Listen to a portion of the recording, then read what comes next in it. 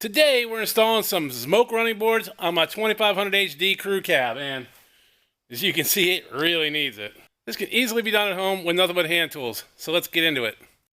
So the first thing we want to do is open up our box and make sure all the contents are here. Now this is how the box arrived to me from the good folks at Zimoke, and I expect it to look just the same when it comes to you from Amazon. The box weighs 37 pounds. It does have a Team Lift sticker on it. So if you can't lift 37 pounds, make sure you have someone help you.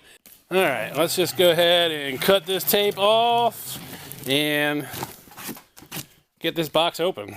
This is an excellent packing job. As you can see, everything is wrapped up. We've got some styrofoam and it is zip tied together. So we need to cut these zip ties off of here and then start taking our parts out. These are really nice big zip ties.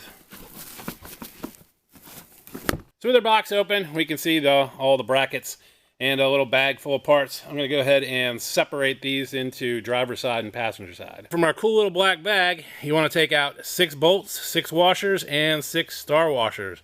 We are going to need those for the brackets. Now the running board itself already has some bolts in it, and we will be using those in the bracket. This part of the bracket is what actually attaches to the truck, which is what these bolts are for. You need 3 brackets per side. As you can see, I have a 4th bracket here that's slightly different. That's because it's for the other side. Make sure that the brackets are identical on each side. These are all the tools that you're going to need to complete this install. You're going to need a 12mm socket, a extension, and a ratchet. Also, you will need the screwdriver if you have never had running boards on your truck before. This is to remove the plugs for the bolt holes. And this will also make the job a little bit faster. If you've got one, use it. If not, you don't need it. This will be just fine. First thing we need to do is prepare the truck for the running boards. Now, if you look, you can see I have added black tape to the rocker boards. That is just a visual representation for you so that you know where the brackets are going to be installed. So we're going to grab our screwdriver and head underneath the truck. Here's one of our black pieces of tape. And if we go back, you can see this plug. Now, mine has had running boards in it before, so I just loosely put that in there. But what you'll need to do with yours is use the screwdriver to pry this out. You can also use a door panel puller if you've got one, but screwdriver will work. The next one you'll need to take out is right above it in the inner rocker panel. You can get that out with a flat blade screwdriver fairly easily. Although once you get it started, you might want to grab a pair of needle nose and pull it out that way. It might be a little easier. We're going to go ahead and install our brackets underneath the truck. Take one of the bolts, put a star washer on it, then put a regular washer on here. If you look at the bracket, you'll see it is slotted. We're going to go ahead and put this bolt into the inner rocker panel and screw it in just a little bit. We'll be able to just hook this right on, and it'll hold the bracket up while we put the bottom bolt in. We are under our first piece of black tape. You can see here's our bottom hole. We're going up to this hole here. We're going to thread you in just a little bit. I'm going to take our bracket and just slide it right in the slot. And now we can let our bracket just kind of dangle while we get the other bolt in. Nothing to this. We're just going to thread that in. Now you just want to leave this in here loose. You do not want to tighten this up. Either of them. Just let them loose so the bracket moves. Here's our first bracket. As you can see, it's super loose. That's okay. Just go ahead and leave it like that. Now we're going to put the other two on the exact same way. Again, just put your top bolt in.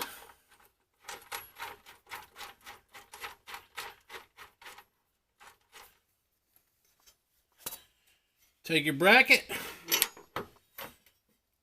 Insert it right through the slot.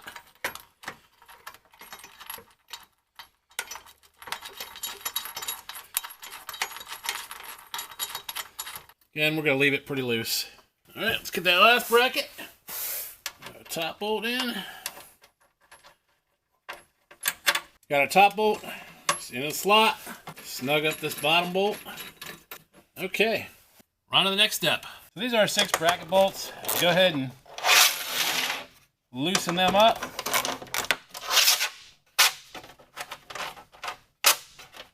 Send them down the rail.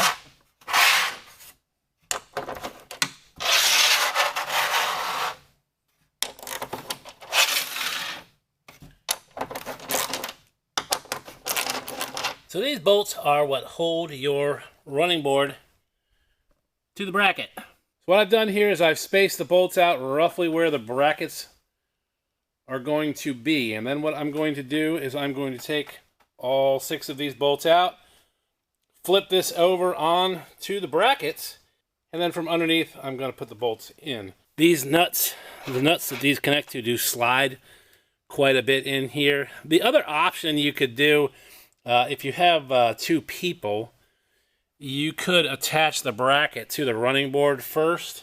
I mean, I would probably just do 2 brackets and then do the 3rd bracket last, but you could attach the brackets to the running board first and then use that slot to get the bracket in. But this is probably the easiest option if you're doing this by yourself. Okay, let me just get these 6 bolts out of here. With our bolts out, you can see that there's a nut down in this track, and it will just slide around. The issue you might run into is that this is going to move, but you can just use a screwdriver to put it back in place. If you were to put the bracket on first, unfortunately, the bolts aren't long enough to go through the bracket and hit the nut when it's all the way down like this. So we're using gravity as our friend. When we turn this running board over, this nut is going to come up in the rail so that we'll be able to get the bolt on. Just going to take our running board, flip her over. You can hear those nuts dropping. And we're on. Let's get that where you want it. I'm going to go ahead and line up this edge with the brake there in the rocker panel. That seems to be about the right place. It matches at the back. Here's our nut. I'm just going to use a screwdriver to slide it into place. And we're in place.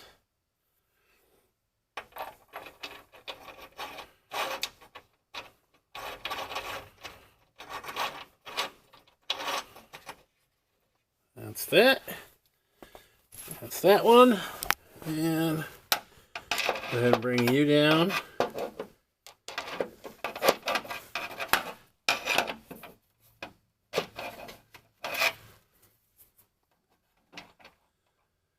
And get you in place. We just want to tighten these bolts so they're almost tight. We don't really want them snug. We want to be able to adjust things. In case we find ourselves off a little bit further down, we're leaving everything loose. We're going to go back and tighten everything up once we have it adjusted the way we want it. Just going to, again, we just slide it into place with the screwdriver.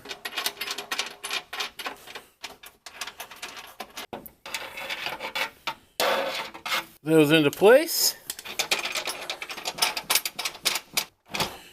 You can see there's some adjustability on this running board back and forth, depending on whether or not you want it to stick out or not. But I'm going to go ahead now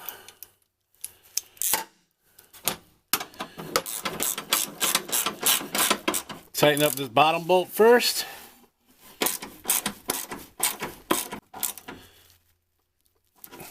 Then tighten up the back bolt.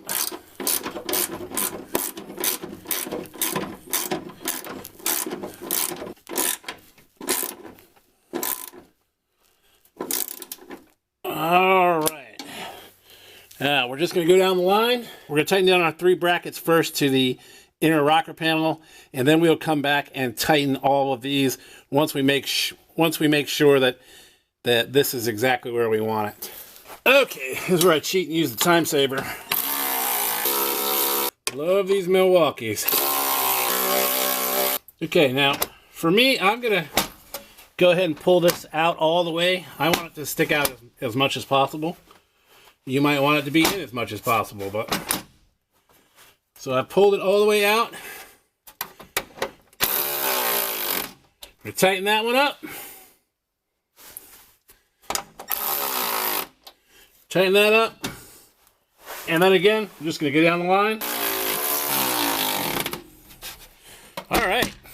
Here is our completed running board. The other side is installed the exact same way, only on the other side. So let me get that done, and then we will take this out and take a better look at it. Here's another look at the Zimoke running board out in the sunshine. Came out really nice. It was really easy to install, nothing but regular old hand tools. If you haven't got a set of these yet and you want to get a set, links in the description. Like, comment, subscribe. I'll see you down the road.